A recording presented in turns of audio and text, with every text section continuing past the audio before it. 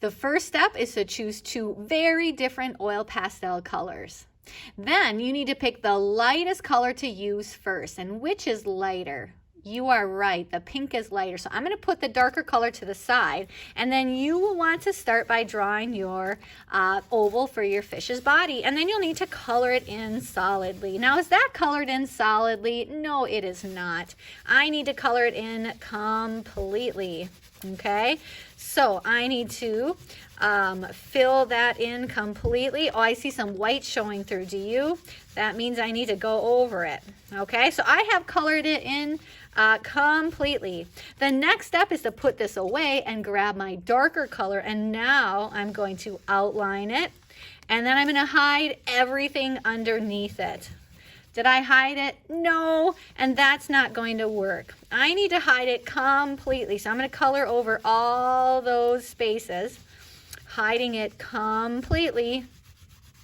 And then we're to the exciting part where I get to use this tool, and I'm going to notice it has two ends. It has this kind of flatter end to it, but it has this point. And I'm going to take the pointed end and I'm going to make those letter C's that we used when we made our scaly snakes. And I can go and draw the scales of my fish, okay? And I have a scaly fish. Doesn't look great?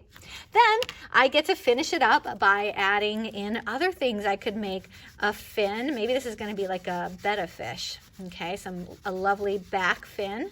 It has a top fin. Okay, and then usually it has a couple bottom fins. Ooh, I'd like to have a fin right here, but if I color over it, sometimes it kind of just smears.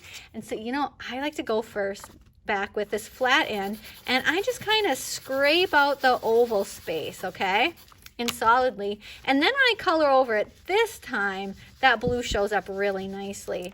I also want to have an eye, and I want it to show up really well, so I'm going to kind of scrape out that opening.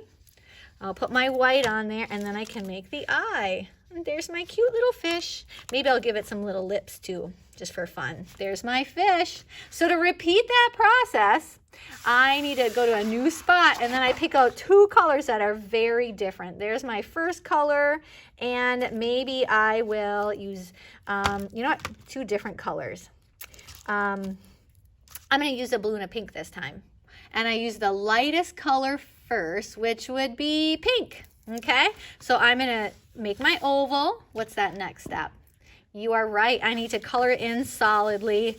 Is that good enough? No, I need to color it in solidly. So I'm going to press nice and hard, fill it in completely, and then it's that game of hide and seek. So I need to circle over it, and then I color it in completely so I just cannot see anything. There I go. Next step is use that pointed end to make it look scaly. All right. So there are the scales. And then you're on to just adding those fins. So there's going to be my back fin, my top fin, bottom fin. I'm going to scrape away so I can have a fin in the middle and an eye.